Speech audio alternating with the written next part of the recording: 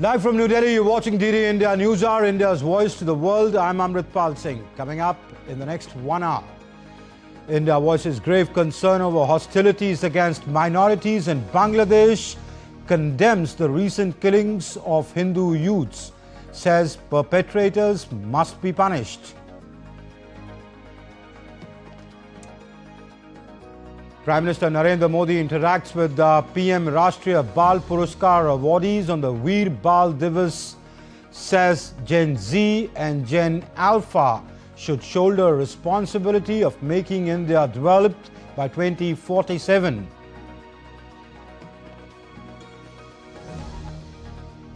Ukrainian President Volodymyr Zelenskyy to meet US President Donald Trump this weekend in Florida. Zelenskyy hails the new ideas on peace after talks with US envoys.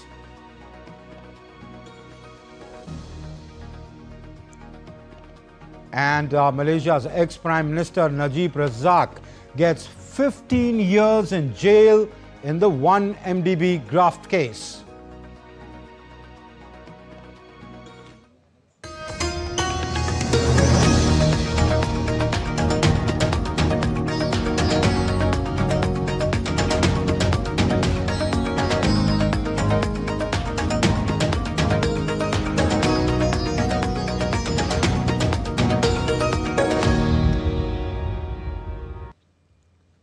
Well, tensions are rising as attacks on Hindus in Bangladesh sparks outrage both in Bangladesh and in India. From Dhaka to Delhi, Kolkata to Guwahati, huge protests are erupting, demanding justice and protection of minorities. DD India's Rahul Upadhyay brings us more.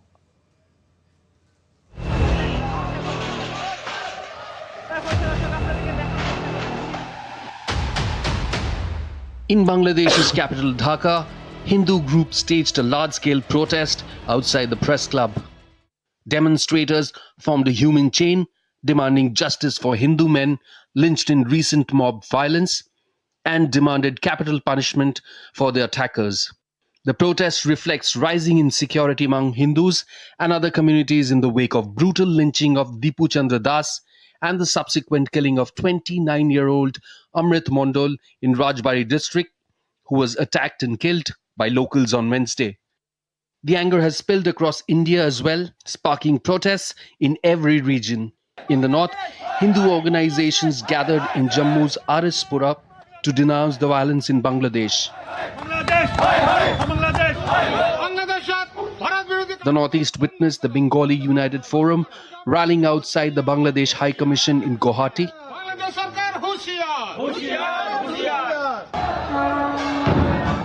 In the east, Kolkata saw a massive demonstration by Hindu Sanhati, joined by BJP leader Shuvendu Adhikari, marching to the office of the Bangladesh Deputy High Commissioner. Odisha's Puri also witnessed a large rally near the Jagannath Temple. Meanwhile, in the west, protesters filled the streets of Surat, while in Bihar's Patna, BJP workers burnt effigies at Kargil Chowk. From north to northeast and from east to west, these demonstrations reflect a nationwide wave of solidarity with Bangladesh's Hindu minority.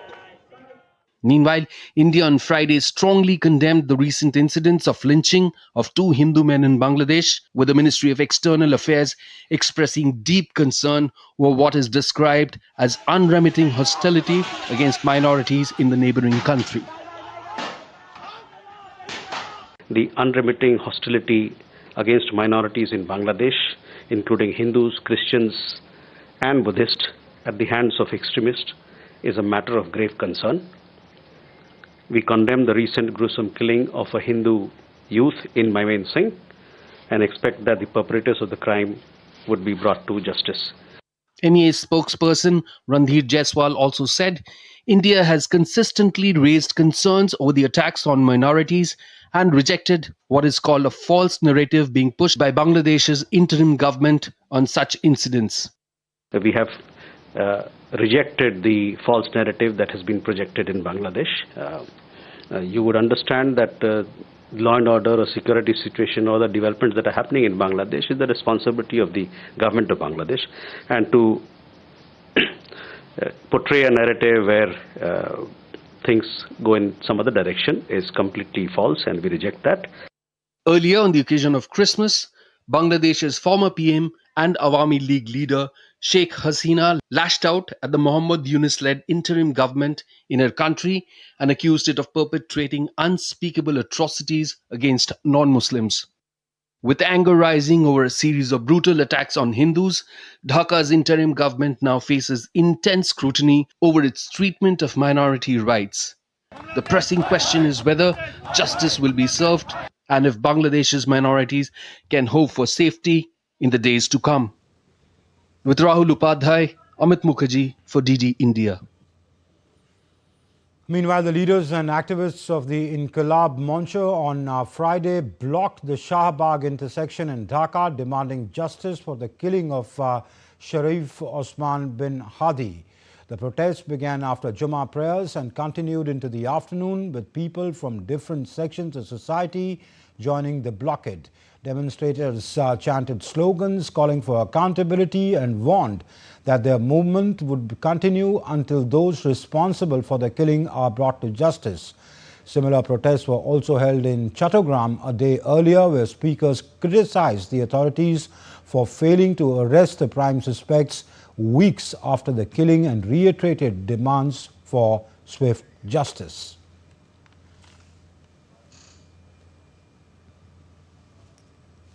And Prasar Bharati correspondent Naval Singh Parmar now joins us over the phone line from Dhaka.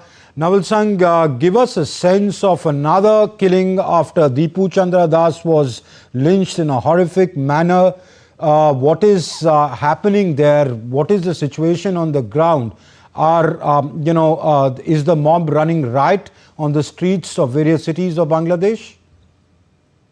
Well, indeed, the incident of mob lynching of Dipu Chandra Das was a very horrific, and it has created a huge upheaval in Bangladesh as well as in other part of the world, particularly in India. And in that matter, today also the police arrested 6 more accused in the Dipu Chandra Das matter, and total 18 people have been arrested in Dipu Chandra Das case. Regarding the day before yesterday incident happened in Rajbari, police is investigating the matters, and it was a mob lynching, but according to the interim government of Bangladesh, there was no communal angle, and even some media organization, independent sources also confirmed that he was having some criminal record, but it was a mob lynching. Whether there is a communal anger or not, but he was a Hindu youth, and police could have saved him if they responded on time. So in Bangladesh interim government, particularly in last 3-4 months,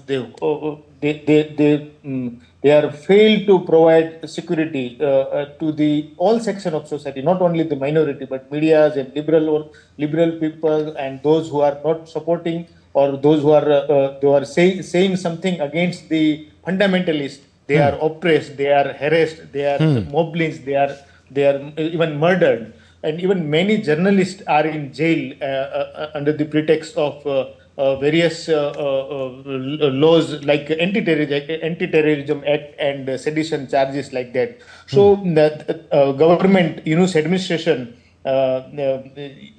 which is supported by the fundamentalists, it is supported by the fundamentalist political parties, and they have their agenda to pursue, and Yunus administration become mook spectator to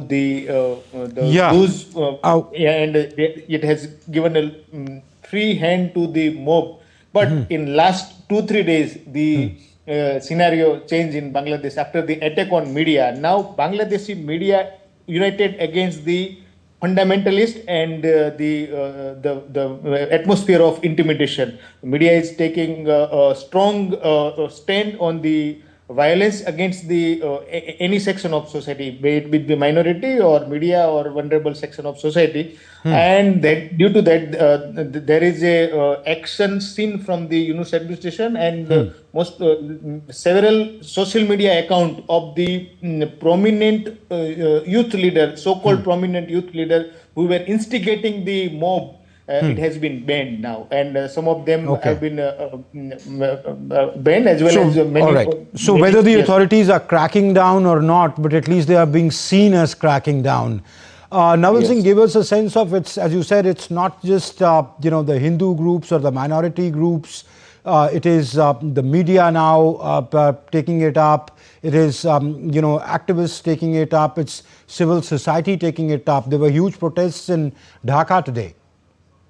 Yes, there was a protest from Inqilab Manch, and they are demanding the arrest of accused in the case of Osman bin Hadi. It was there in Chittagong also, but after the return of Tariq Rahman and BNP's jubilant atmosphere in Bangladesh, the Hadi supporters and the fundamentalist group here in Bangladesh received a setback from BNP. So now BNP is having a little bit upper hand, and even media and the common people, it seems that they are tilting towards the BNP. Till now, they were intimidated by the fundamentalist force, but the resurgence of BNP may give a setback to the fundamentalists in Bangladesh. And how BNP and Tariq Rahman provide safety and security to the people, that is, they will say how they are performing in that front. So Tariq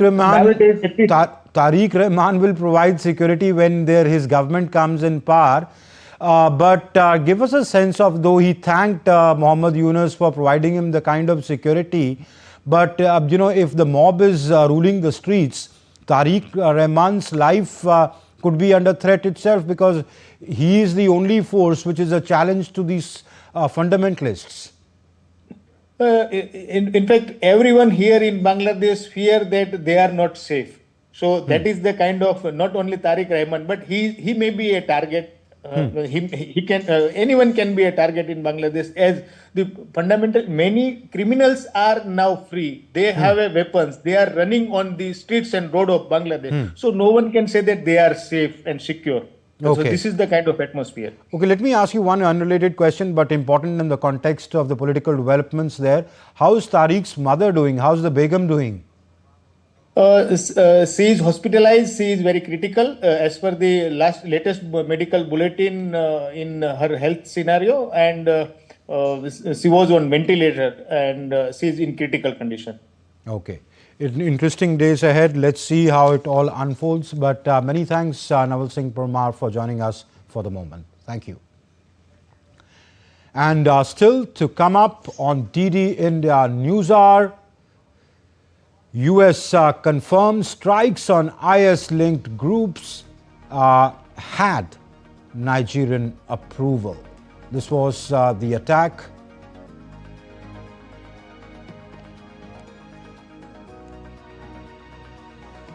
This was the attack the US did with very much the Nigerian forces in know.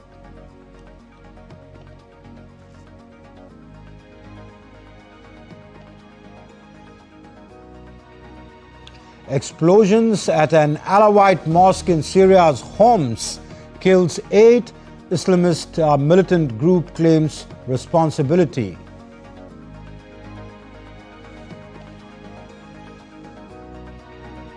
And Myanmar to hold third phase of election voting on January 25th.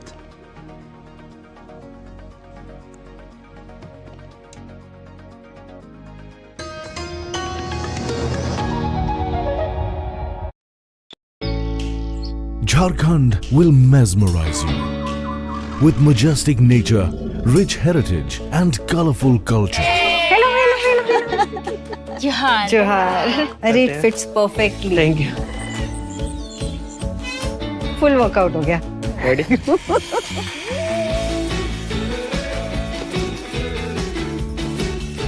Postcards from Jharkhand on National Geographic.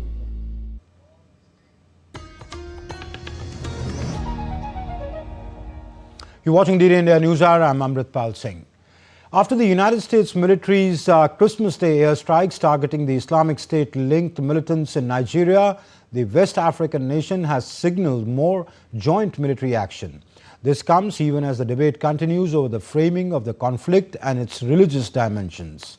Rupa Kumar Jha has this report.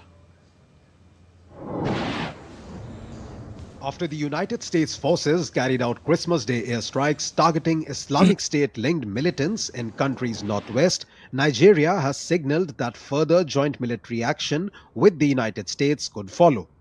Abuja confirmed the operation was conducted in coordination with Nigerian intelligence amid persistent security concerns across northern regions.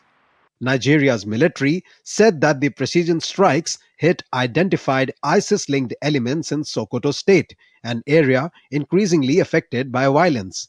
US Africa Command said that multiple militants were killed, while residents described loud explosions that rattled nearby villages, underscoring the widening reach of the conflict. In the course of trying to fight the terrorists, innocent life could be lost. Lives could be lost in the course of trial, as that has happened in the past. While a section of the Nigerian society remained of the opinion that the liberty to make its own decisions remains an entitlement of Nigeria as a sovereign state. If they are intruding without permission, you are intruding by force, so you are not justified. Every country has the liberty of making their own decisions. The strikes come against the backdrop of diplomatic tensions after US President Donald Trump alleged that the ongoing violence in Nigeria were targeted towards Christians, a claim Nigeria has rejected, saying armed groups attack both Muslims and Christians. Nigerian officials stressed the operation was not religiously motivated but part of an ongoing counter-terrorism campaign. Nigeria's foreign minister, Yusuf Tagar, said that his country provided the intelligence for the strikes and confirmed that President Bola Tinubu authorized the operation. Tagar added that cooperation with the United States and other partners would continue, signaling that further action remains possible. While Abuja has welcomed the strikes, analysts warn the situation remains complex, with multiple armed groups operating across the north and competing narratives shaping international responses. As Nigeria deepens security coordination with Washington, the challenge of restoring stability without inflaming religious or political tensions remains unresolved. Rupa Kumar Jha's report for DD India. And at least 8 people have been killed and more than 20 wounded in an explosion inside an Alawite mosque in the Syrian city of Homs during Friday prayers. Syrian authorities said that an explosive device detonated inside the Imam Ali bin Abi Talib mosque, with security forces sealing off the area as rescue teams searched the debris. In the aftermath of the blast, Islamist militant group Saraya Ansar al-Sunnah claimed responsibility for the mosque's bombing.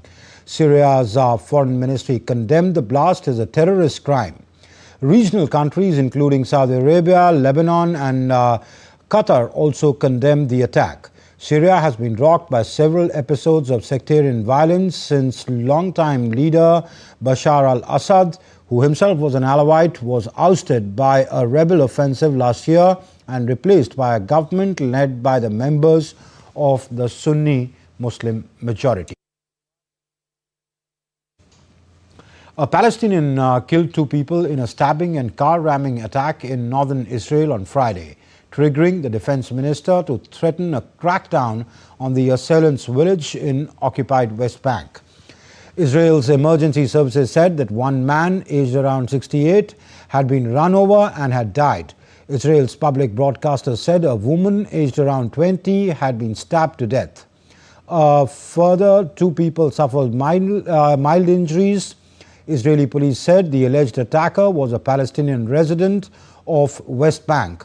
The attack came a day after an Israeli military reservist dressed in civilian clothes rammed his vehicle into a Palestinian man in the West Bank, where violence has surged since the war in Gaza began.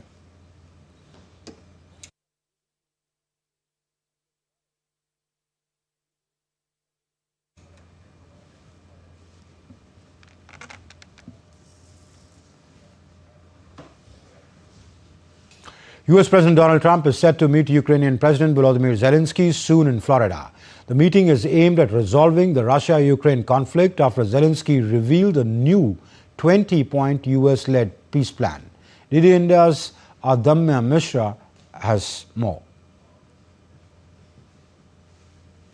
US President Donald Trump is set to meet Ukrainian President Volodymyr Zelenskyy on Sunday at his Mar-a-Lago residence in Florida as Washington intensifies efforts to end the Russia-Ukraine conflict. Speaking ahead of the meeting, President Zelenskyy said key decisions could be taken before New Year, underlining that sensitive issues must be resolved at levels of heads of state. The meeting comes after a fresh round of talks between US and Ukrainian teams that resulted in a US-led 20-point peace plan, which Zelenskyy has hailed as a step towards ending the conflict. Earlier this week, Zelenskyy also held discussions with Trump's special envoy Steve Witkoff and President's son-in-law Jared Kushner. He said that several documents linked to ending the conflict and rebuilding Ukraine are either nearly ready or already finalized. Meanwhile, Russia has confirmed receiving US peace proposals. The Kremlin said that President Vladimir Putin's foreign policy aide, Yuri Ushakov, spoke with members of Trump administration after Moscow received American proposals for a possible peace deal on Ukraine. As the conflict grinds on, Kyiv residents have negligible hope that talks between Ukrainian President and Donald Trump will bring any change.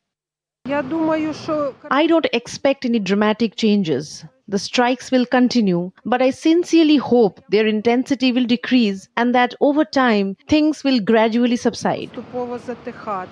Zelenskyy is set to discuss Ukrainians' territorial issues, security guarantees, and ways to pressure Russia with Trump. He said a security guarantees deal is nearly ready and that unresolved issues will be raised during the talks. Adamya Mishra's report for DD India. Russian President Vladimir Putin has said that Russia has sharply increased production of key weapons since the start of the conflict in Ukraine.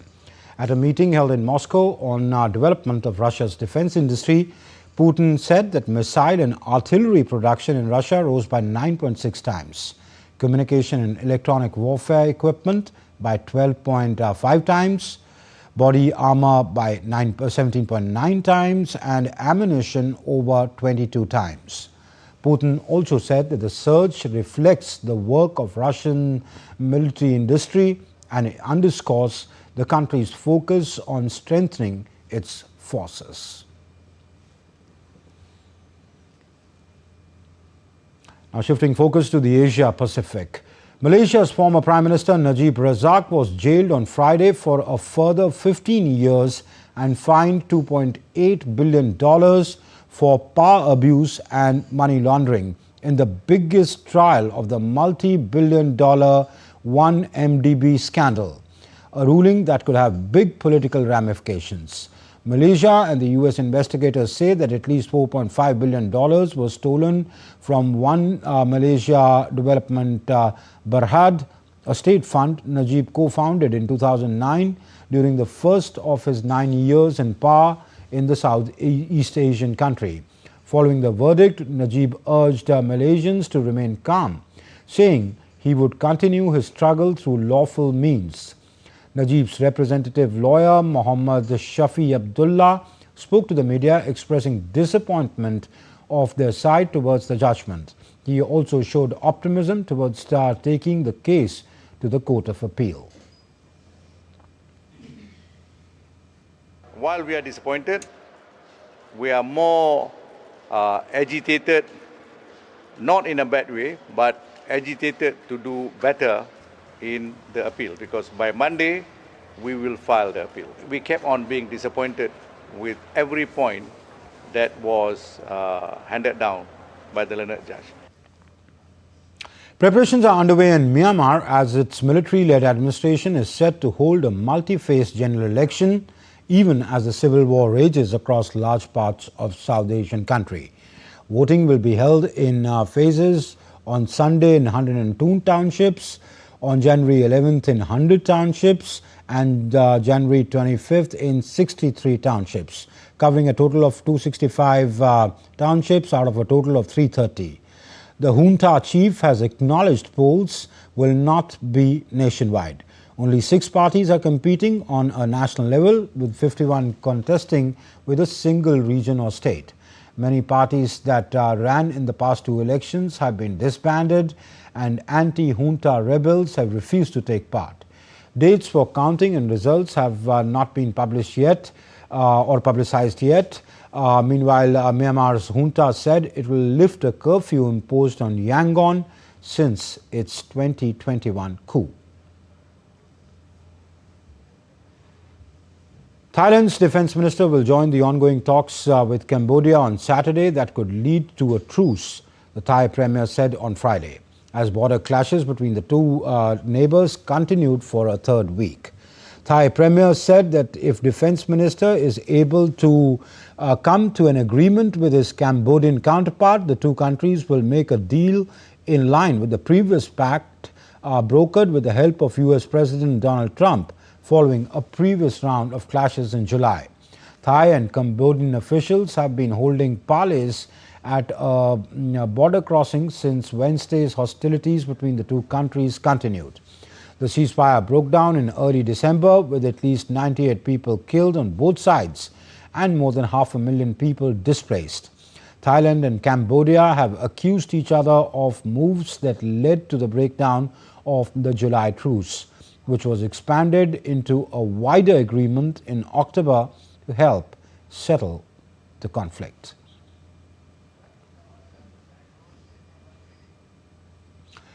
The Japanese government has approved a record national budget of 1.22.3 trillion yen for the next fiscal year beginning April 2026.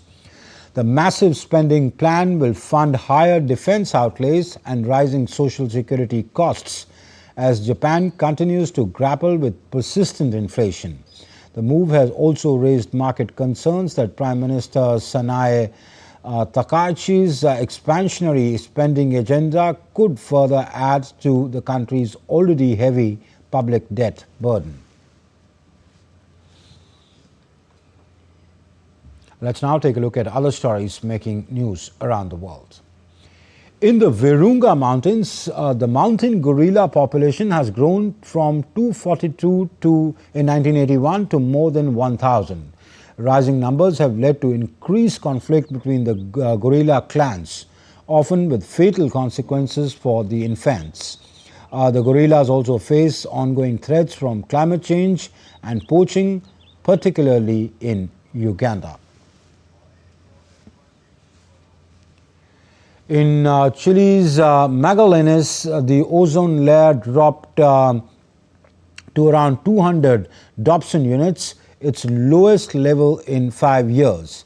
The thinning brought the region close to the Antarctic ozone hole, prompting residents to take extra UV protection measures. The scientists say that ozone depletion has declined since 1980s, but the risks still remain. French Farmers Union has announced the lifting of its roadblock on A63 motorway near Cestus. The site has become a key symbol of the farmers' protest since mid-December.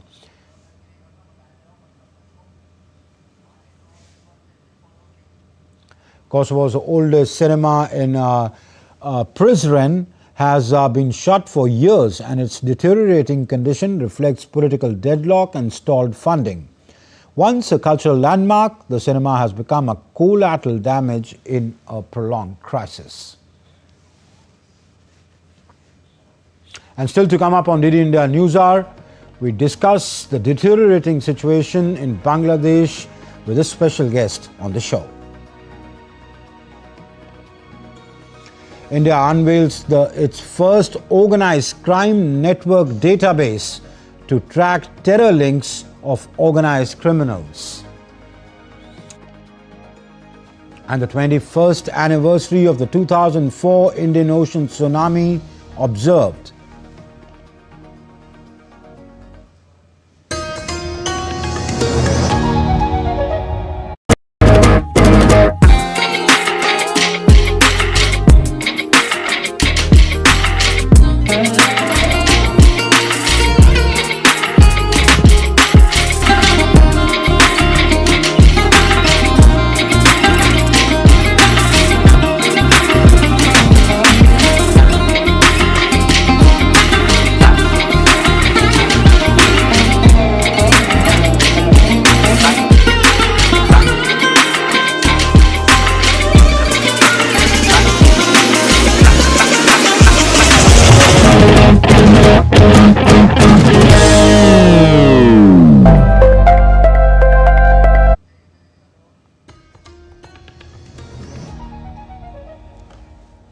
You're watching DD India Newshour. I'm Amritpal Singh. Let's take a look at the headlines we're tracking at this hour before we proceed further into the bulletin. India voices grave concern over hostilities against minorities in Bangladesh, condemns the recent killings of Hindu youths, says perpetrators must be punished. Prime Minister Narendra Modi interacts with the PM Rashtriya Bal Puraskar awardees on the Veer Bal Divas, says Gen Z and Gen Alpha should shoulder responsibility of making India developed by 2047. And Malaysia's ex-Prime Minister Najib gets 15 years in jail in the 1MDB graft case.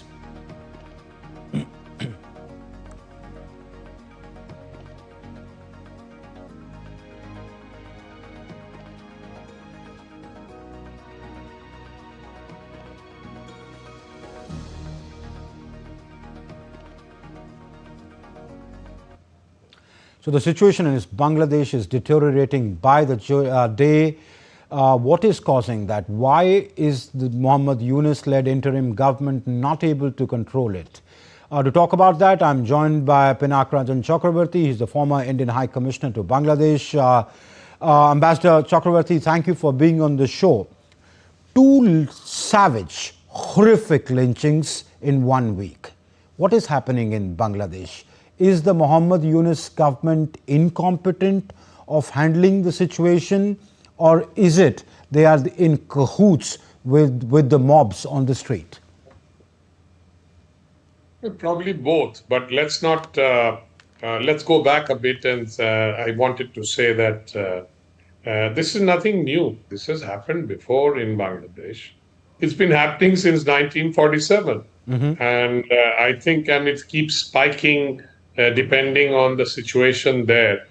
You know, whenever there is political violence and instability in Bangladesh, the Hindus are attacked because there are people on the streets and those who are coveting their properties, etc., and those who believe in the Islamic ideology that Bangladesh must become fully Islamic, and hence either the Hindus should convert or they must be driven out. So are you, Ambassador, are you saying there is no spike recently? You saying this periodically happens since the creation of Bangladesh? Or even in Yes, East, I know. or even in East Pakistan Yes. after 47? Yes. Okay. Yeah, when I said that, it's like your ECG on your heartbeat, you know, and when it goes and it spikes and then it goes down and spikes again. Yes, there has been a spike ever since the Yunus government came into power, because it happened because there was turmoil, there was agitation, etc. And one must not forget that the main spearhead of the agitation was by the Jamaat-e-Islami. Now, the Jamaat-e-Islami has always been a pro-Pakistani, you know, anti-Hindu kind of organization, because they have an ideological, you know, affliction in terms of saying that we want an Islamic government, we want a Sharia law, etc., etc. Of course, they will justify by saying that the Hindus will be protected and things like that.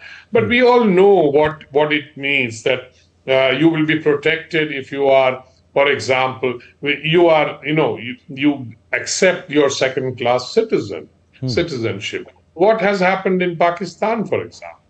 And I think, I don't know how many Hindus are left, but I suppose it's less than 1%. In Bangladesh, it's about 8% now. And there is a very famous professor in Dhaka University, Professor Abul Barakat, who, by the way, now is in jail because of his views and because he was a liberal, secular person. He is, I suppose, still is. And he had said that at this rate, in the next 30 years, there will be no Hindu left in Bangladesh. This is what he had said some years ago and wrote a book about, that how the Hindus have been dispossessed of their properties and how the jihadis and others who use the opportunity to dispossess, take over properties. So one of the reasons is that if you drive away the Hindus from Bangladesh, then you can take over their properties and, enjoy that. So that is one of the reasons why it has happened over the years. Okay. And is it just Hindu specific, this minority, anti-minority sentiment, or is it against, other minorities, say the Buddhists, the Christians, or those, the fundamentalists don't consider Muslims like the Ahmadiyas, etc.? Well, in a general sense, yes, it's against the Ahmadiyas, the Sunnis as well. As you know, during the agitation, they went around breaking, the mazars, etc., of peers. The peer pratha, as we say, is a very Shia thing, that kind of thing. So for the Sunnis, the Shias are also, equally, in Apostates, terms of apostates or whatever. And then you have the tribal population, then you have Christians. But I think because the Hindus form a large majority in the sense of among the minorities, they become the primary target. This is also, I'm afraid, the overhang and legacy of the partition, the communal situation, and the communal rights that we seen at that time. And that mindset continues, and I don't see that has disappeared. It sort of settles down when a government which is like more secular or liberal in character. Partly, I mean, nobody is secular really, and liberal. So which sort of tries to take everybody, all the population and different denominations along with them. It calms down a bit sometimes. But on a daily basis, as Professor Abul Barakat has recorded with statistics, is that there is a trickle of migration every day without fail. So I think that is a very important fact. Trickle of migration as the Hindus are migrating into India. They are fleeing. They are migrating in the sense that they have been forced to migrate because of they don't feel safe. They don't feel safe. They are attacked and they're threatened or whatever. All those harassment. But it's not just the Hindus. I mean, it's the liberals, it's the seculars, it's media houses. Anybody who opposes a fundamentalist tunnel view of that seems to be ruling the street these days. Yeah, at the moment, yes, because they have taken over the streets. So anybody, and they're not democratic, they don't tolerate any other view. So anybody who says anything else has to be eliminated or destroyed. That's the kind of view they have on the streets. So that is why you are seeing this kind of destruction of the media, everything. And because they have a worldview which says that this is it. This is the ideology and everybody has to say yes and follow it. Okay. There is no other contrarian view. They don't have the capacity to accept that contrarian view because that is the mindset, that is the ideology. Okay. Apart from the protest by the Hindu groups in Dhaka today, there was another protest which happened in Dhaka today by the supporters of Osman bin Hadi, criticizing the Yunus government, saying it's been so many days, the killers of Hadi have not been arrested yet. Now, given that Hadi's funeral and his killing sparked such outrage, Hadi himself was a fundamentalist. Hadi was very anti-Indian and he had a certain, fundamentalist view. So what is the Yunus government doing? Is it not in control if it can't arrest, or if the Bangladesh police can't arrest Hadi's killers? So forget about if they may not be interested in arresting or bringing to justice, say, Dipu Chandra Das's killers, or now Amrit Mondal's killers, or the 2,900 incidents which the MEA pointed out today have happened under Yunus's watch. But Hadi's killers, they could have made some movement on that. There are several issues here. First of all, the police has been emasculated to such an extent that their ability to police or to maintain law and order has become very weak. And hence, Hadi's killer, whoever it is, has they have not been able to find. But the fact is that the Hadi had developed a sort of a he was a demagogue. He was a demagogue. And then he had developed a certain kind of a ideological thing. And now there are reports that the guy who's alleged to have killed Hadi, he was actually helped by the Jamaat. So people are now speculating that whether this is a Jamaat organized kind of a conspiracy, so that there is a widespread, public outrage and violence, and the elections can be postponed.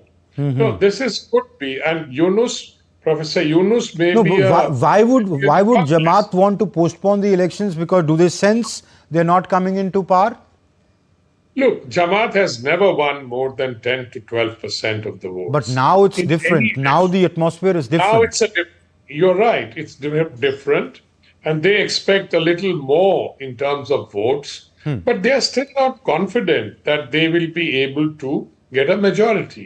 So Jamaat needs more time, and this has been alleged to be one method. They want the elections to be postponed so that they can consolidate further. They have already taken over a lot of institutions. The Dhaka University, for example, in the elections, they have won all the seats except one, all the positions. This has never happened before. Dhaka University was a bastion of liberal thinking. Okay. But today it's under the control of the Jamaat. All right. So I think they need more time to control things. Okay. Hence, elections, if they are postponed, it helps them. Okay, very quickly, because my producer tells me I'm totally out of time. Ambassador Tariq Rehman is back in the country. What kind of currency does he have? Where do you see the BNP if the elections are held on February 12th? What could the BNP garner? Are they in a position to form a government on their own? That's $1 million question. But I think the BNP, with Awami League out of the fray, having been banned, will probably mop up more votes this time. Because, many of the Awami Leaguers, of course, it depends on what Sheikh Hasina, what kind of instructions she sends out. But if you want to keep the Jamaat out of power, then I think many people will feel that, okay, let's vote for the BNP. Because we know them, they have been in government. And they also feel that the BNP may be a reformed party, having suffered the consequences of what they did earlier. So I think that those are some of the factors that might be.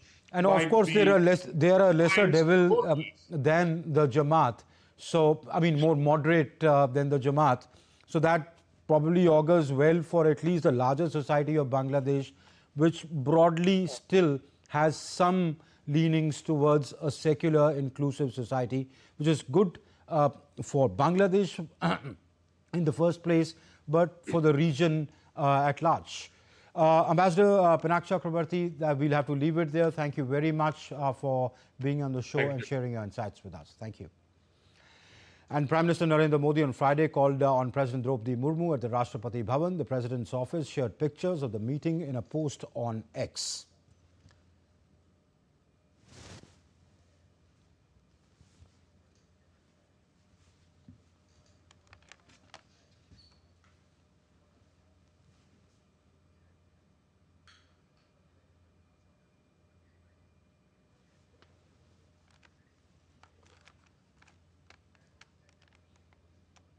The month of December reminds us as Indians of the martyrdom of Veer Sahibzadas, the sons of the 10th Sikh Guru Gobind Singh.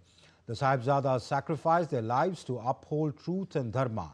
Prime Minister Modi interacted with the PM Rashtriya Bal Puraskar awardees on Friday on the occasion of the Veer Bal Divas at Bharat Mandapam in New Delhi. Courage knows no age. The story of Veer Sahibzades, Sahibzade Zorawar Singh and Sahibzade Fateh Singh inspires us to stand firm on the path of truth and righteousness even when the odds are against us. Prime Minister Narendra Modi interacted with Rashtriya Bal Puraskar awardees on Friday at the Bharat Mandapam in New Delhi. Addressing the students on the occasion of Veer Bal Divas, he said that Gen Z and in a way Gen Alpha will take India towards the goal of Viksit Bharat.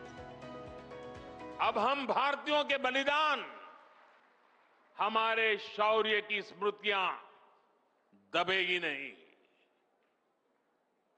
अब देश के नायक नायिकाओं को हाशिए पर नहीं रखा जाएगा और इसलिए वीर बाल दिवस को हम पूरे मनोभाव से मना रहे हैं।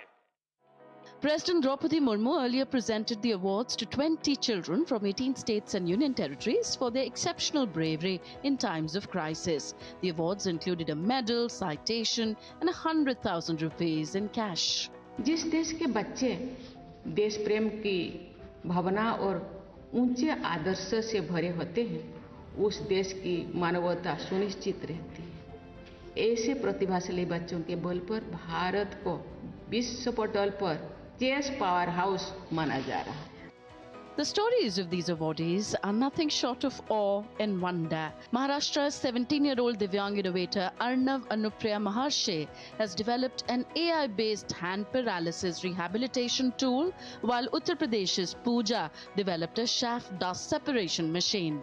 I have developed an artificial intelligence software application which can assess the fine motor movements, the finger-hand movements of paralyzed patients and cerebral palsy patients, and assess how good they're performing the movement and give them immediate feedback in real time.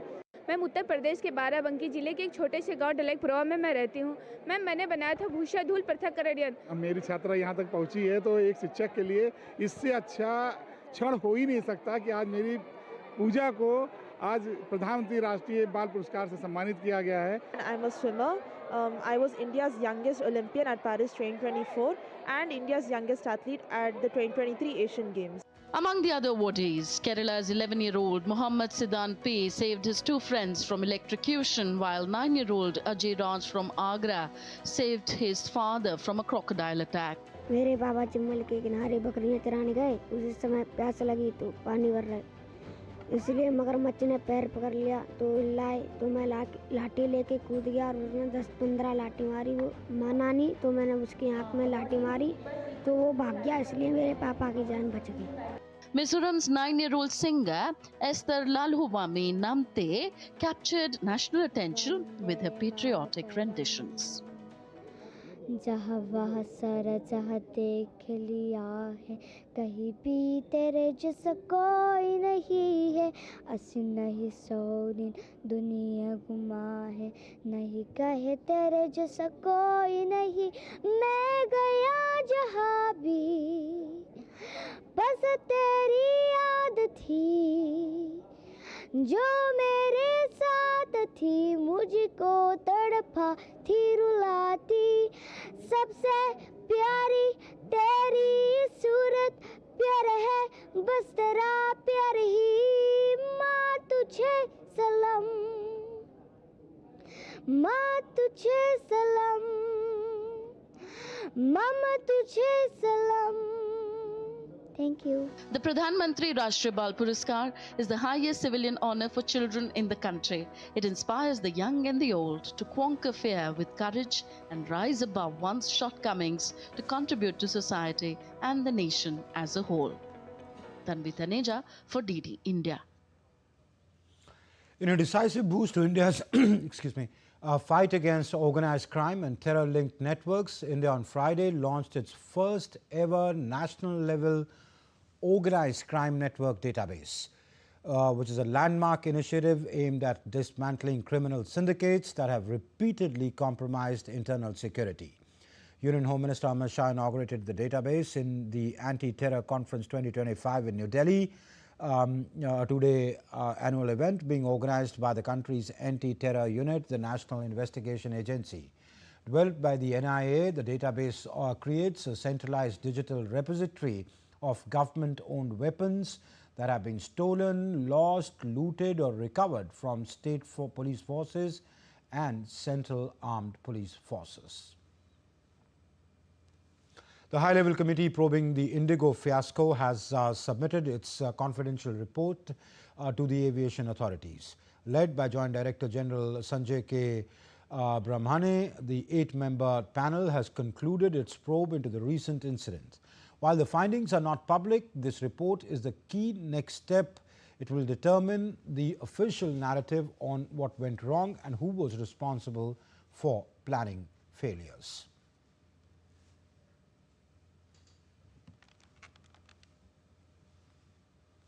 December 26th marks 21 years since the devastating Indian Ocean tsunami that struck Tamil Nadu and 13 other countries claimed thousands of lives. Survivors in Nagapattinam and other coastal districts of Tamil Nadu paid tributes through silent processions, candlelight vigils and offerings to the sea. The memories of the lost loved ones remain fresh as families continue to grapple with unimaginable grief. It has been 21 years since the devastating Indian Ocean tsunami struck 14 countries along the ocean's rim, including India. The December 26, 2004 tsunami caused widespread destruction and remains one of the deadliest natural disasters in recorded history. Tamil Nadu's Nagapattinam district, one of the worst affected areas, still bears the scars of that devastation. On Friday, survivors gathered to pay tribute to the thousands who lost their lives. வீட்டுக்காரு 3 பிள்ளைங்கள சுனாமில இறந்துட்டாங்க. நாங்க beach லைன்ல வாடகை இருந்த வீடு. அங்க இறந்துட்டாங்க 3 பேர் 4 பேருமே. இந்த நாள் வந்தாவே எங்களால மறக்கவே முடியலங்க. நினைச்சு அழுவறதா இருக்குது. 2004 டிசம்பர் 26 சுனாமி என்கின்ற கடல்கோள் தெற்காசியாவே தாக்கி நிர்மூலமாக்கியது போல. Survivors and those who lost their loved ones marked the occasion with silent processions, candlelight vigils and offerings to the sea. The tsunami claimed the lives of nearly 1,000 fishermen in Mailaduturai district. In Tharangambadi, one of the worst affected towns, villagers took out a silent procession. They lit candles and offered floral tributes to the victims in a tearful remembrance. Further south, in Kanyakumari district, fishermen paid their respects to 199 victims of the tsunami from Kottilpada fishing village. Experts stress that the 2004 disaster is a constant reminder about the dangers of coastal exploitation and the need for environmental safeguards. Tamil Nadu continues to remember the victims of the 2004 tsunami. Even after 21 years, the pain, grief and memories remain, a reminder of the lives lost and the resilience of those who continue to rebuild. And in sports, Australia finished marginally on the top at the end of the chaotic opening day of the 4th Ashes Test after an extraordinary 20 wickets fell in front of a record crowd at the Melbourne Cricket Ground on Friday. Australia night watchman Scott Boland was 4 not out with Travis Head yet to score as the hosts went to stumps at 4 for no loss in the second innings, carrying a 46-run lead over England. With England bowled out for 110 in reply to Australia's first innings 152, it was the highest number of wickets in a single day at the MCG since a record 25 fell in the 1902 Ashes. And Australia Test and ODI captain Pat Cummins will cool his heels after his successful hit-and-run Ashes appearance in Adelaide as he sets sights on the 2020 World Cup in India and Sri Lanka in February next year. Cummins missed the first 2 Ashes tests due to a lower back injury he suffered during the West Indies tour in June and July, but made a brilliant return in the 3rd match in Adelaide to pick up 6 wickets in the series clinching win. With the Ashes urn in their hands, Australia decided to rule Cummins out of the 2 remaining tests. That's it in this edition of DD India News Hour, but do let us know your thoughts on the news of the day. For those on the go, you can get all the latest news and updates from India and across the world on DD India's mobile app. The app is available both on Android and iOS platforms. Scan the QR codes you see on your screen to download. We'll be back with more news as it breaks here on DD India. I'm Amrit Pal Singh from my entire team here in Delhi. Thank you for watching DD India News App. Bye-bye.